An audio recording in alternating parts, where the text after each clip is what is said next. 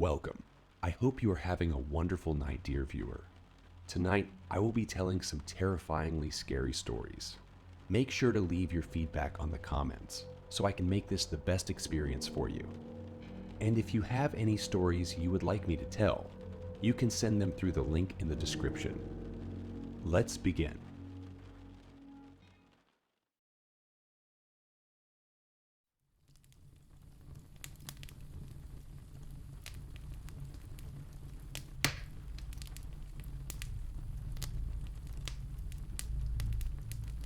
Story 1. An online film student named Jacob submitted a video that made me so horrified that I had to call the dean at 1 a.m. She advised me to turn the clip over to the police. I teach filmmaking at an art college in Maryland. During the lockdown in late 2020, my filmmaking course was online. My usual first assignment has the students film a setting. With an online class, the students just film around their houses. Most students were happy to show off their gaming setup and action figures collection. A student named Jacob put his camera on a tripod and filmed a dead oak tree in his backyard for about 5 minutes. For continuity editing, I normally have students film a chase sequence or a snowball fight. For online, students just filmed themselves cooking or playing with their pets. Jacob submitted a video of himself tying a noose. He then hung a mannequin on the same dead oak tree. I started to get creeped out, but I had to put on a brave face. Horror and film students always go hand in hand. I don't want to appear like I was easily spooked. For the next assignment, Jacob submitted a clip of a man wearing a medieval jester costume and a smiling mask, dancing around the dead oak tree. It was in black and white and was beyond disturbing. I'm used to horror movies being submitted to me by students, but those were gory and wild and fun. This clip was just eerie. After class, Jacob messaged me privately and asked if I was sick of seeing the same tree over and over. Against my preference, I said no.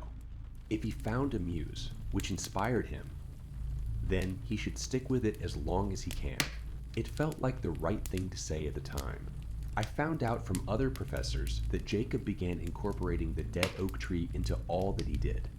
In photography class, he retouched a photo of a car crash onto a photo of the dead oak tree.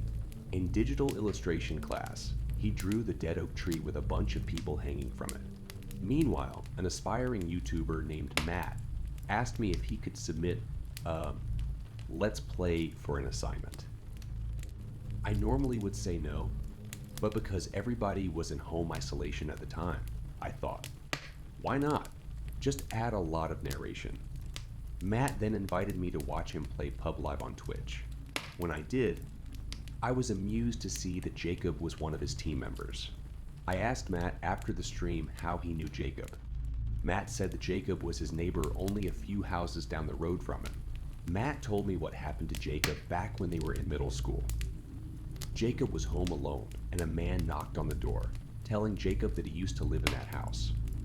The man asked his father to build him a treehouse, and just when the father was about to finish it, he fell from the tree and broke his neck. It's been over 2 decades since he moved away, and the man told Jacob he just wanted to see the oak tree again. Jacob didn't let him inside, but said that he can go around and look at it in the backyard. Jacob played video games until his parents came home, where they found the man hanging from the tree.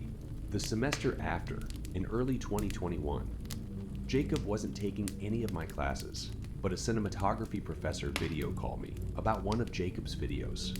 The assignment was to light up a night scene, and Jacob just filmed a handheld pop shot of him circling around a tree with a flashlight.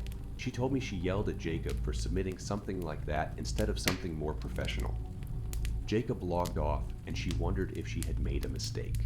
Other students noticed Jacob's obsession with the dead oak tree as well, and started talking to me about it. They told me that Jacob also dropped from all classes. A few days later, at about 11 p.m., Matt was live streaming, and I was watching him on Twitch. I was shocked to see Jacob burst through Matt's bedroom door. He was covered in bruises, shards of glass all over, and his shirt was soaked. Matt fell out of his chair screaming at the top of his lungs. rightfully freaking out. I'll give Matt credit for not cursing and chasing Jacob out of his room. Matt asked Jacob what was wrong. Jacob looked into the camera and asked if I am watching. He told me to check the video he submitted. There were about 20 people in the chat. Some of them were my students. I asked a dependable student in the chat, asking her to call 911, and told Matt to render basic first aid for Jacob. Just when I was about to call the police myself, I got a notification that someone had uploaded a large video file to our department's file storage. I opened it, and it was a video clip said to be uploaded by Jacob's username. It showed Jacob placing a camera on the back seat of his car. He turned from his driver's seat and stared into the camera. My mouth was wide open when I saw Jacob, without turning back around to face forward, just stepped on the gas and crashed into the dead oak tree. Story 2. While I have no problem with fictional stories, I enjoy reading them. There are some that are blatantly fictional, no matter how convincing the author tries to be. But believe me when I say that this story is true. Believe me if you want, doubt me if you must. I'm a rational guy, but I know there are some things in life that aren't able to be explained by our knowledge. And I also know that my eyes deceive me. Dark and shady lighting give my head a chance to fool me, almost like a never-ending drip. So whether or not this means something more, this is a scary moment of my life, and I'd like to share it with you guys. November 2022. I got home from deer hunting with my brother and father. It was filthy out, so I was covered in dirt. I went to shower in my bathroom in the basement. Before I go on, I need to explain how my bathroom is laid out. The double sinks are the first part, with 2 large mirrors above each one. After that, there's a divider slide door to a smaller area with a toilet and a glass door shower. The layout is important, but the main thing you gotta know is that from the shower, I can see through the divider frame and a small part of one of the mirrors in the other room. So I get home, go downstairs and shower. The South Dakota winter had me freezing, so it was extra hot in there, and there was steam all over the door and mirrors. So nearing the end of my shower, I was looking around, trying to pass the time, kind of getting an excuse to be in there longer, when I noticed something out of place in the other room, almost like a random new object. I thought it was my shorts and tank top, but I couldn't tell, so I reached my hand to the glass and wiped it. Looking towards the lightly fogged mirror, I saw what looked like a man, or what's left of one. The reason I think I was seeing things was that this is the kind of game my mind plays. It looked like a decaying corpse, dead black and gray. Its eyes looked dull, gray and a mix of blankness, in full focus. Its mouth was stretched to an open smile, as if laughing. It was odd because it wasn't in a position that made any sense. It was staring back at me, facing the mirror and looking at an angle that allowed direct eye contact. There seemed to be more detail to him, but nothing I could remember as I jerked back, blinking rapidly as soon as I saw it. The thing was gone. As far as I'm aware, I'm not Shizo, so there really is no reason I'm seeing things. And whether you believe me or not, I hope I spooked you anyways. Story 3. I hadn't seen Mike in a few months. He'd been buried in work, and our usual weekend nights out had about disappeared. Then he called me on a Thursday and invited me over for drinks. I jumped at the invite, but took note of how depressed he sounded on the phone. By the time I got there, Mike had already started drinking and was slurring his words. A dark cloud seemed to hover over him, which got worse as we drank. I finally asked what'd been going on with him. Mike turned darker, afraid. He said it had to do with work. I never really knew what Mike did for a living. I did know he worked for the city in the tech department and was involved with the CTV surveillance network, but I never knew what his day-to-day operations were, which he began to describe in detail. Mike explained there were thousands of cameras scattered throughout the downtown core, outlying neighborhoods and well into the suburbs of our 1 million plus city. His responsibility was to categorize and archive all the incoming footage. Most of the footage went into very general classifications and were saved in hard drive farms and identified with a lengthy combination of numbers and letters for categorical archiving. They were truly meant to be forgotten about. It was an expansive task, but Mike designed and built an AI screening program that detected common patterns in footage, then sectioned out anomalous behavior for review. The vast majority wasn't noteworthy, something like 99.99s. Then there was the 1, the car accidents, assaults, swarmings, rapes, abductions, murders. Those went into a special archive for use in criminal investigations. And then there was the 1. They were held in a classified archive and contained footage capturing events that for all accounts were unexplainable. This was called the Tartarus Archive. I looked up the word Tartaruses after and discovered it was one of the darkest, deepest prisons from Greek mythology. It was said that if you dropped an anvil from heaven, it would take 7 days for it to reach the earth. It would take another 7 days for the anvil to reach Tartarus. It was the place you sent titans when there was nowhere else that could contain them. When Sisyphus was condemned to an eternity of futility and frustration with a large boulder and a mountain slope, that punishment was carried out in Tartarus. As it turned out, the name was quite fitting to the archive's growing contents. Some footage could be simplified to strange optical anomalies in the camera and coincidences of light or crackheads on a bender through the subway systems. Other footage, though, defied logic. The others are what captured Mike's mind that evening. He'd been breaking protocol and bringing hard drives home at night. In fact, he'd been splicing the footage together, capturing and compiling repeat aberrations and editing them into linear sequences. Mike wanted to show me some. It wasn't in a bragging or showing off kind of way. It felt more like the sharing of a heavy burden kind of way. I asked if showing me would get him in trouble, but he waved the idea away. I said, yeah. Obviously, I want to see what's going on in my city. Mike led me into his workroom, where he had monitors and towers and piles of externals set up. We sat down and he skimmed through some drives nervously. Then he landed on one. Mike told me this anomaly was codenamed Lincoln Spectre. He pressed play. On the largest screen, black and white footage started up, showing Lincoln Avenue, one of our less attractive downtown streets, at 3 a.m. The camera angle showed the length of Lincoln Ave. As it led into the downtown core, the street appeared empty and quiet. From a side road, a woman emerged, walking towards the camera. As she approached the intersection, she turned over her shoulder and appeared to scream. The woman took off, sprinting past the camera, which cut to a new, wider angle from another camera across the street. We watched the woman running frantically, seemingly being chased, but she was the only one on the street. There was no one else anywhere around her. The woman kept screaming as she ran, and the cameras kept following, cutting between different CTV angles. We watched as the woman was chased into the middle of an empty intersection. She fell, then cowered as if something massive was standing over her. The woman's neck stiffened, and she began to levitate off the ground. Her body looked like a rag doll as something lifted her by the throat until she was floating, a dozen feet above the road, in the middle of the intersection. Then the woman's head snapped to the left and her body fell back to the ground. The video ended and went black. I sat shocked.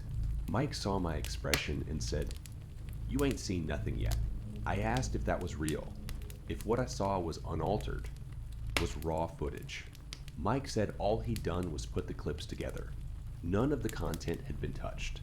He told me he found out the incident ended up being described as a hit and run, and the case was left figuratively open for more evidence to amass, which it never would. The department kept the footage hidden, claiming it was a camera malfunction. No one outside of Mike and his boss had seen the video of how the poor woman actually died. I started to understand the air of somberness Mike was carrying around.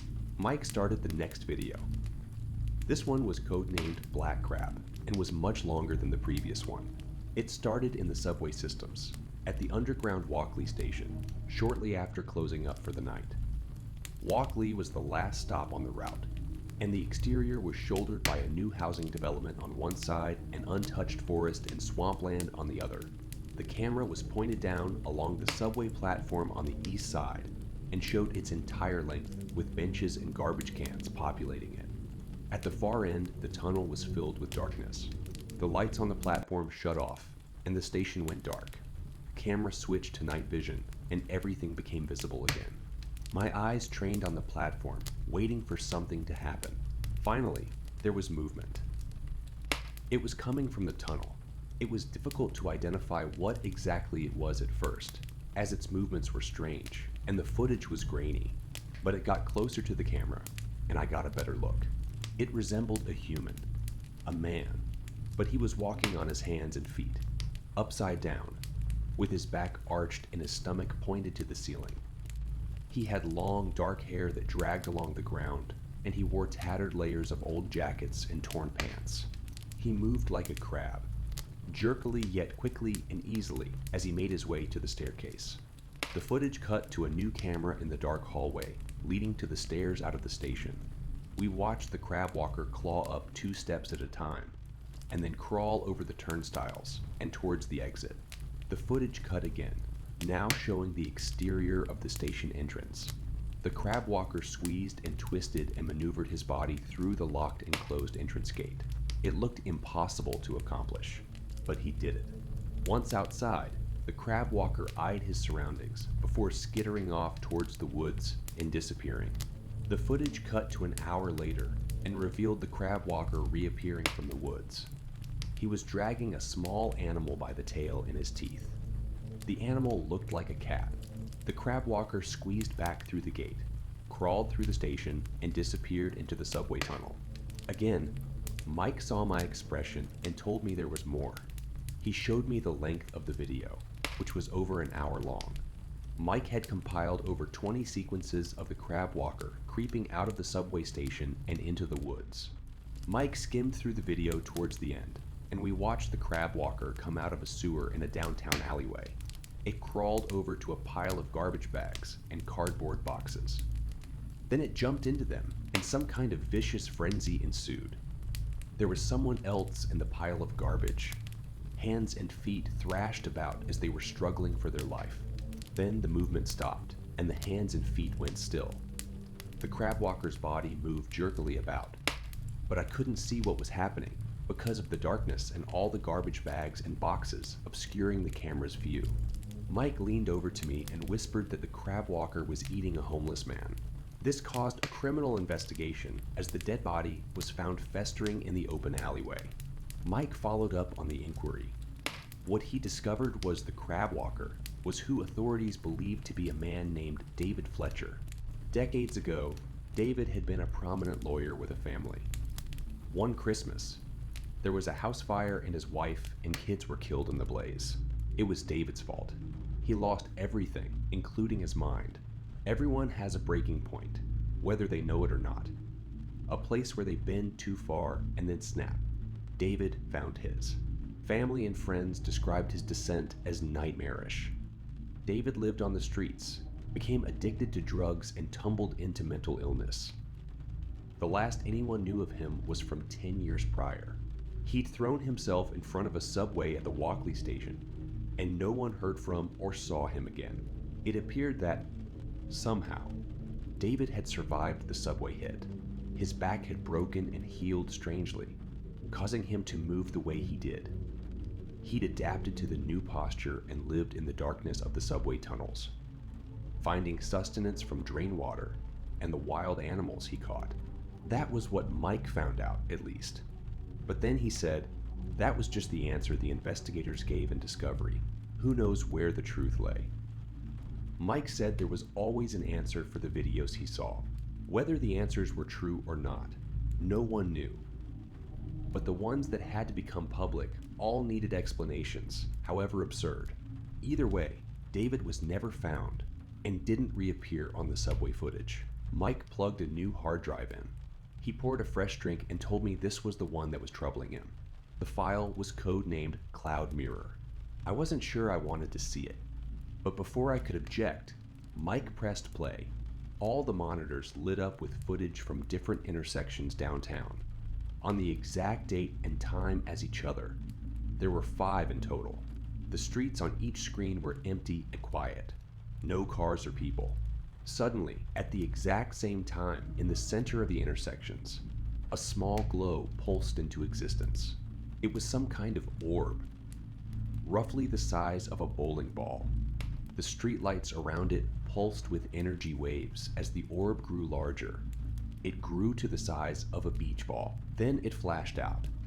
The streetlights went back to normal and the intersection was as lifeless as it was before. I asked Mike what they were. He told me he had gigs of footage of the orbs and had watched them repeatedly. He didn't know what they were at first. Then they started to change. Mike clicked onto the next video. Again, the 5 monitors lit up with the same intersections and time of night, but several weeks later. The streetlights glowed and pulsed, and an orb manifested into existence again. It grew to its beach ball size, but then altered its surface and glow. Something gas, like replaced it, growing outward into a couch-sized cloud of dark gray. One of the cameras was closer, so I got to see the small clouds in detail. It looked like a volcanic eruption wrapping around itself. They were large, constantly morphing blobs that curled outward from a glowing center, resembling a mandelbulb fractal as a gaseous-based organism.